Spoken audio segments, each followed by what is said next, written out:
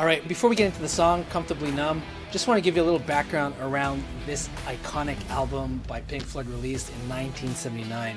Now, this was largely written by Roger Waters, and it reflects a story of a rock star named Pink as he descends into madness and he builds a metaphorical wall between him and the world. And this has a personal meaning for Rogers because that's how he felt at some point during the Animals tour, I believe. He actually felt so distant between himself and the fans that he actually spat on one of the fans and wished that he had a wall between them because he just needed some space at that time. And so that's what kind of spurred the concept of this double album. Now, Comfortably comes a pivotal moment in the story of this album. Pink has overdosed, so his manager finds him pretty much laid out before a show, and desperate, he calls for a doctor to revive him, just enough to shove him back on stage. Roger Waters just didn't pull that concept of that idea from thin air. He actually pretty much lived that experience.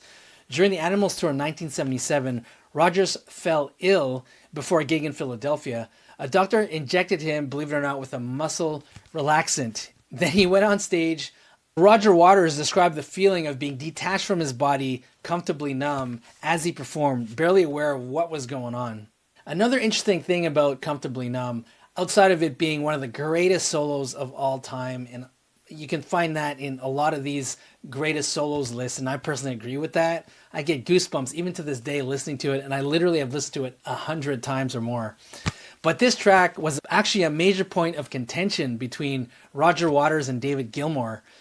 Waters wanted a stripped-down orchestral version, while Gilmour preferred a much more rock-driven feel. So the final version is actually a compromise between the two. Waters' orchestration for the verses and Gilmour's guitar-heavy arrangement for the choruses and solos. Go check it out and you can see exactly that is happening, which is really cool. The crazy thing is that despite being one of Pink Floyd's most iconic and beloved songs, believe it or not, Comfortably Numb was never released as a single in the UK. Never. It did okay in the US in terms of the Billboard charts, but obviously became a fan favorite at live shows, especially during Gilmour's amazing iconic solos at the end. Since we're talking about that solo, let me fill you in on a fun few facts that I found fascinating. Gilmour used that custom Stratocaster to layer multiple takes to come up with that epic emotional solo. Woof! I'm not sure if he has that guitar, but if he does, man, what an iconic object in rock and roll. I know recently he's sold a lot of his guitars off to charity. I guess at his old age, he just realized he doesn't need all these extra hundreds of guitars. Another really cool fact about Comfortably Numb, as I mentioned earlier, Roger Waters pretty much wrote the entirety of this album, but Comfortably Numb stands out as the only track on the album credited equally to both Rogers and David Gilmour. And the creative friction that I mentioned earlier gave its song its power, Rogers' concept and lyrics, and Gilmour's melody and guitar firepower for sure. I can't believe I'm saying this, but this song, due to the disagreements and a lot of conflict between Waters and Gilmour, this song was almost left out of the album. They almost said, fuck it, it's way too hard. Gilmour wanted an extended guitar solo heavy mix. Roger wanted orchestral minimalism. Thank God for producer Bob Ezrin, who also produced a couple of Kiss albums, by the way.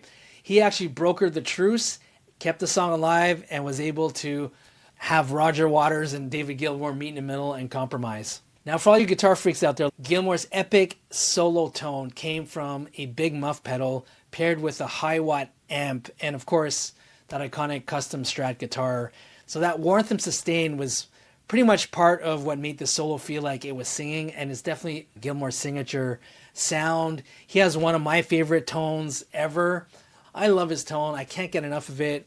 My favorite tone of all time has got to come from ZZ Top's Billy Gibbons. Man, I just love his, I can't get enough of his tone. To me, a amazing guitar player that has his own unique voice where you just hear one note on a radio and you're like, yeah, that's the guy. That's the guy who's playing that guitar.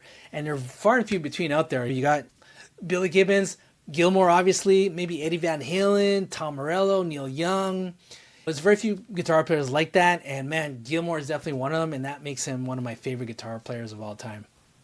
I remember I saw Pink Floyd when they did the Pulse tour in the, I think, mid-90s, and I have this vivid memory of me being at the Olympic Stadium in Montreal, high as a kite, because everyone around me, and I was like just out of high school, everyone around me was just freaking high, and like you can see the smoke just coming off of the crowd. And David Gilmour with the one spotlight on him, just soloing away that freaking amazing solo, and like the laser lights. They had this huge disco ball right in the middle of the stadium, and all these laser lights pointing at it, the disco ball turning and just touching everybody. And I was just like, oh my God.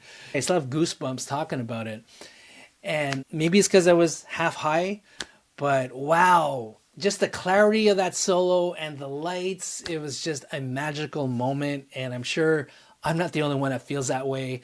Do you think this is one of the most iconic rock solos of all time? Obviously, Stairway to Heaven is right up there for sure. Maybe the Freebird song by Lynyrd Skynyrd.